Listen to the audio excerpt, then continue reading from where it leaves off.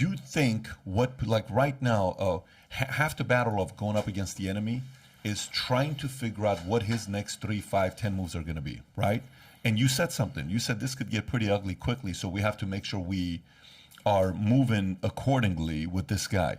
What do you think are his, if you were to speculate, obviously nobody knows, we're not in the man's mind, but here's a former KGB member. You're saying he's the greatest politician on what he was able to pull off. What do you think are his next 3, 5 moves? Well, I do believe that he has as his primary goal the occupation of the eastern part of Ukraine.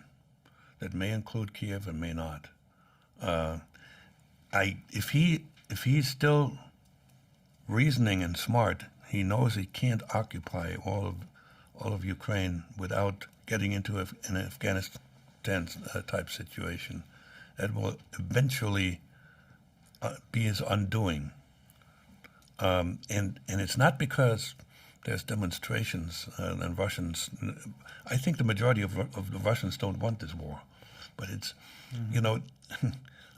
Interesting map right here, by the way. Yeah, yep. Dictators can be deposed. There's palace coups in history all over the place. And Putin needs to be aware that, I'm sure he is aware, that his inner circle, they're powerful people. And he needs to find a way to stay at the top. That means, he showed proper aggression because they're looking for a strong man, but he can't get to a point where his rule is eroded because of the quagmire in Ukraine.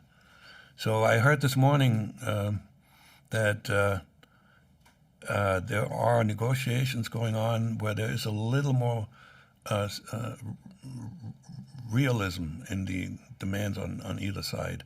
I think he needs to find an off-ramp. If he doesn't, he's done. Elaborate on he's done. Unpack that. He's done as a person, as an individual. Meaning someone's going to take him out? Yeah. You mean not immediately, and maybe not necessarily killing, but taking him out because he politically taking him out, or literally taking him out? No, politically. Did you see that? There's a picture in the media where he's surrounded by all his bodyguards. I mean, they are the best trained commando in the world, I would think. So he would be hard to take out unless, and I'm not advocating any of that, unless you know where he is and throw a nuke into that. You brought up his inner circle, right? The Russian oligarchs, Yeah. I don't know, maybe political look, inner circle. The generals, the intelligence services, they all have power on their own. Who do you think he actually listens to? Nobody really knows that, right? And there's also no clear succession plan. He's going to be 70 very soon. It's not clear who would succeed him. So, and he's going to be in power until 2036, I believe. If he lives that long, that's a weakness of the state. If you don't have a succession plan, it could be chaotic once he disappears.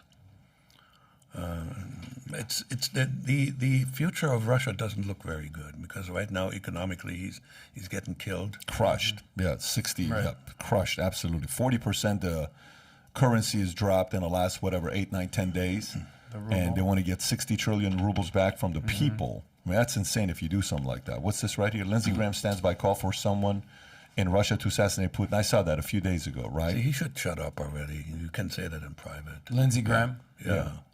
But by the way, you saw the fact that an insider from Russia released information that there's already been 3 assassination attempts on Zelensky.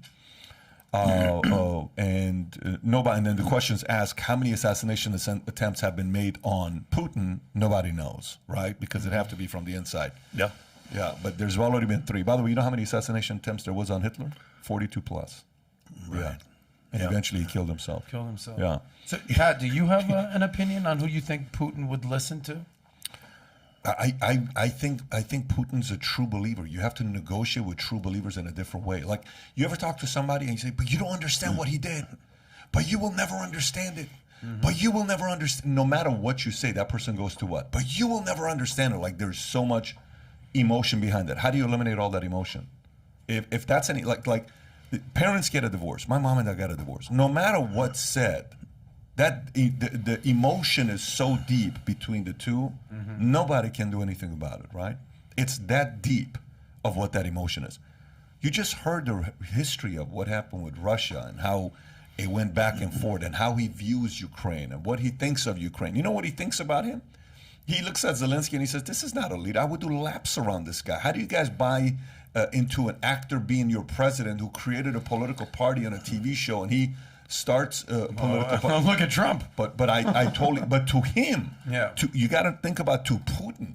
To Putin is like, who are you to sit across? Like, who do you think you are? You're a nobody. Putin's a true believer. So, for me, I already said it yesterday when we talked about it. I think the best offense is what? Well, defense. A good defense. America had a good defense prior to Biden. America had a pretty good defense prior to Biden. Biden's not scaring anybody, so everybody's playing offense because our defense sucks right now. Defense is how you handle Afghanistan. That's a terrible defense. We did not have a good defense. You don't intimidate anybody when you don't have a good. So what do we do about it? So he's being opportunistic about it.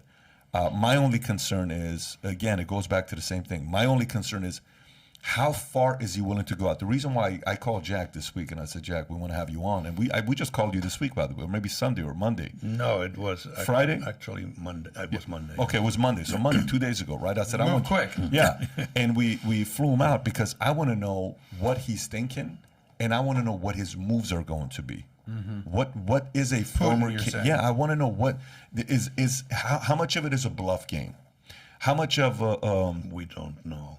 That's what I'm saying. Well, you've used the analogy multiple times that he's got pocket twos and he acts like he's has a straight in his hand. You've used this analogy. Yeah, I wonder, like, is he bluffing because he's so in too deep now that it's very hard to paint a picture for him to redeem himself. History may be done with him. So if you enjoyed this little segment from the podcast, click over here to watch the entire podcast. And if you've not subscribed to the channel, please do so. Take care, everybody.